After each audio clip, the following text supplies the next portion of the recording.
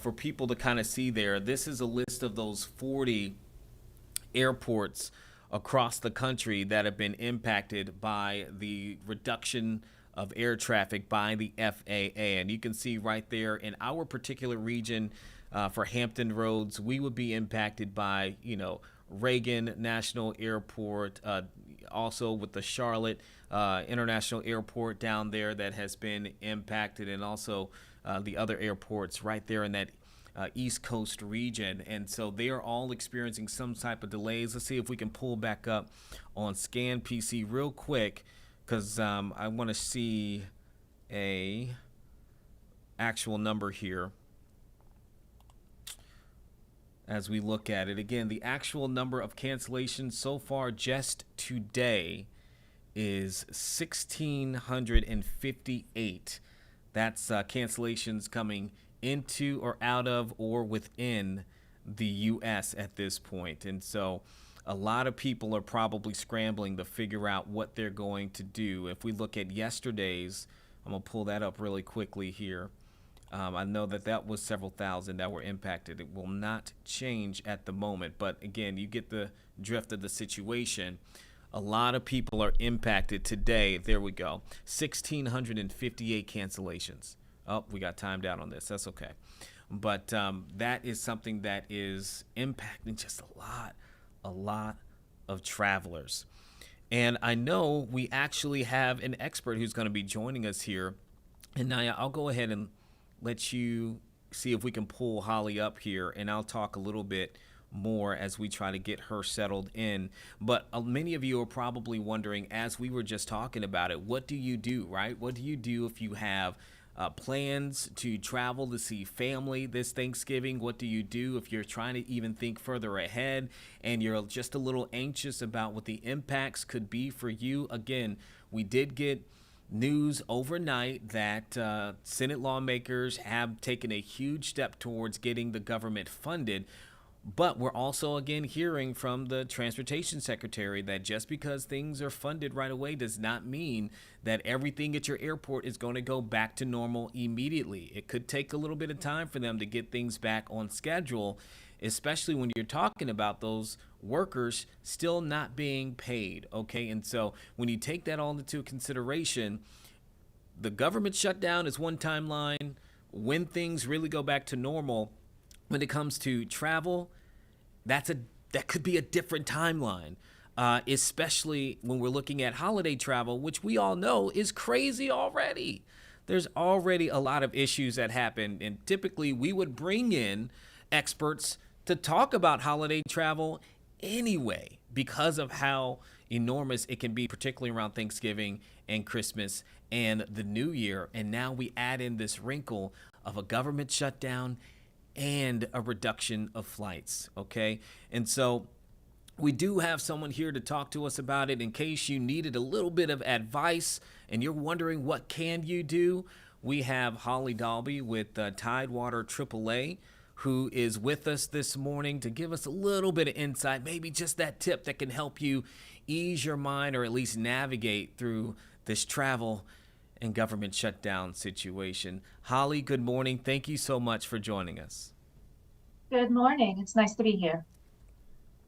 So my first question to you, you just heard the setup. You are very aware of what's going on. What tips do you have for those travelers who are directly affected by the reduction of flights or this government shutdown in their travel? The best thing all of us can do right now is to be patient and, if possible, be flexible so that we can control what we can. Do you have a plan B? Put that into place and have another option for your destination. Perhaps it's something, you're going somewhere that you can drive instead of fly. That might be another option for you right now. But really, patience and flexibility are the key at this point. You know, it can be hard to be patient when you're at the airport waiting and waiting and waiting. I saw a post just this morning by a popular Norfolk-based food blogger who says that he was caught at the, I want to say Atlanta airport, Hartsfield-Jackson, where he was there for 7 hours, only to learn then his flight was canceled. Then he had to book on a different airline as well.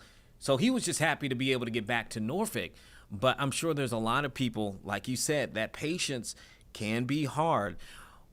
Speaking of patience, what do you do in the case of you've kind of been a little too patient and you haven't booked a flight yet?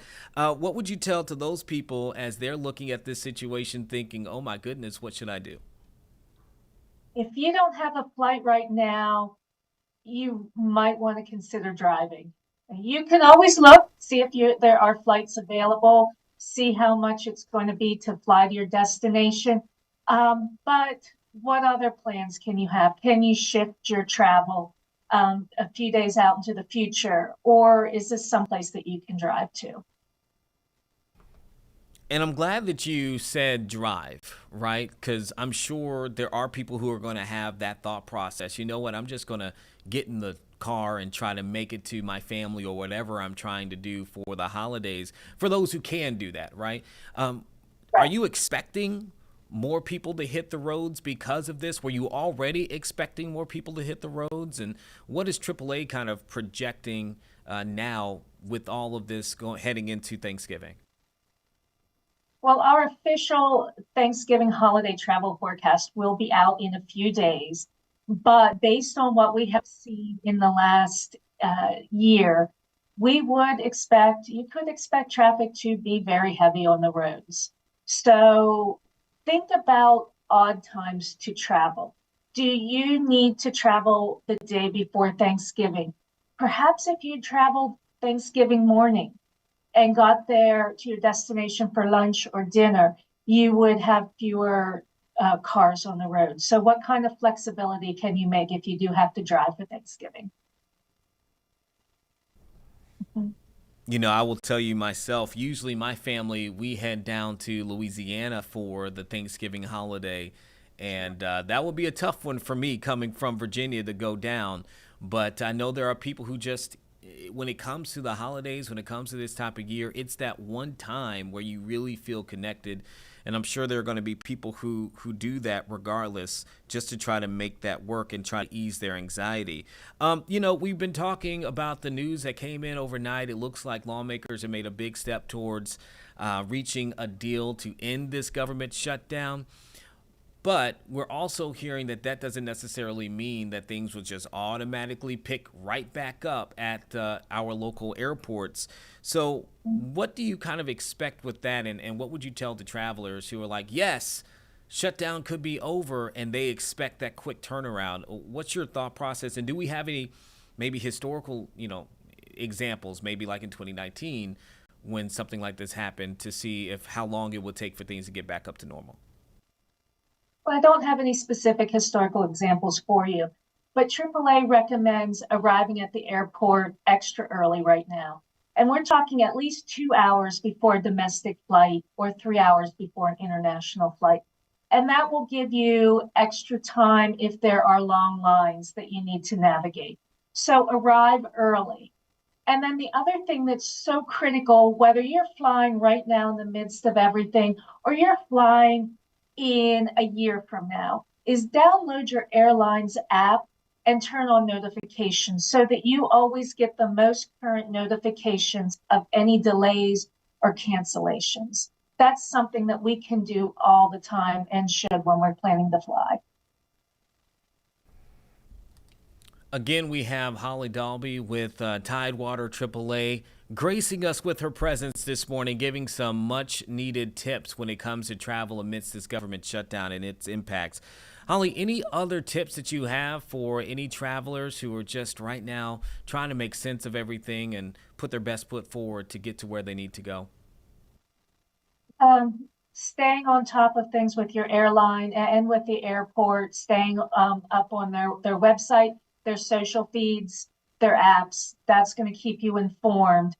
And another good tip you can consider is, can you get a ride to the airport rather than driving and leaving your vehicle there? That will give you some more flexibility in case when you return, if you're delayed, or perhaps your flight's canceled and you are left in an airport that might be within 4 or 5 hours of Norfolk, because we know we have a lot of those. So if you are stuck, as it were, in an airport in DC or Baltimore or Charlotte, even Richmond, you might be able to get a rental car and drive home and meet whatever obligations you have that next day. So think about that. Maybe getting a ride to the airport or using rideshare, something like that, to give you a little more flexibility on your way home.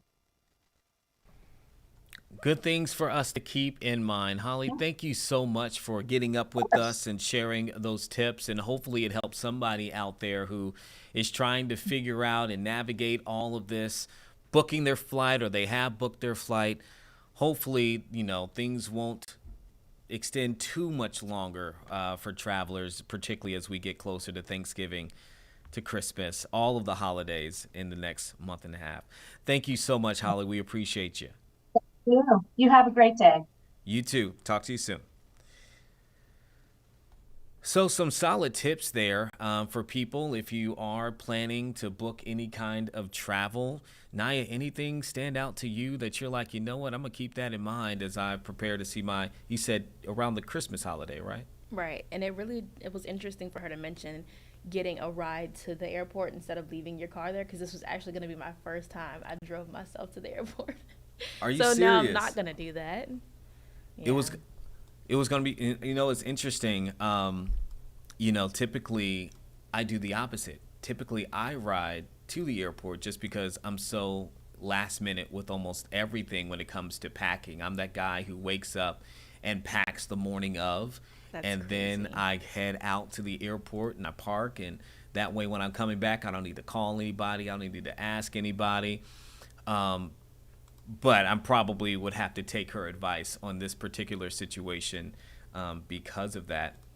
And so, again, hopefully you were able to get some helpful tips through what we just heard from Holly Dalby there with Tidewater AAA. Another big thing to remember is that whatever airline that you're using, you heard Holly say, keep up with your airline, right? They're going to be notifying you in advance of whether or not your flight has been canceled.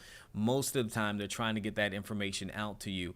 But one thing you should know, just legally, they will reimburse you if your flight is canceled.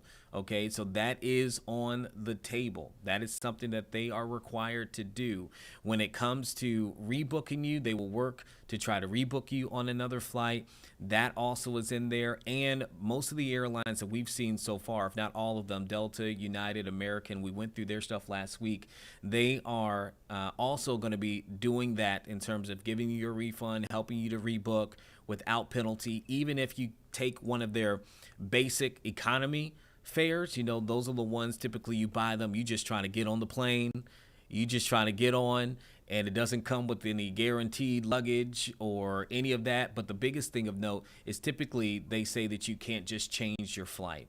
Well, if you're canceled because of this situation, these airlines have said that they will still help you even if you have basic economy in order to do that. Now, one thing that they are not obligated to do would be they don't necessarily have to give meal vouchers or accommodations. They can, but that's not necessarily something that they are mandated to do. So you want to keep all that in mind, again, as we are now at 1,600 flights canceled just for today in the United States as a part of all of this.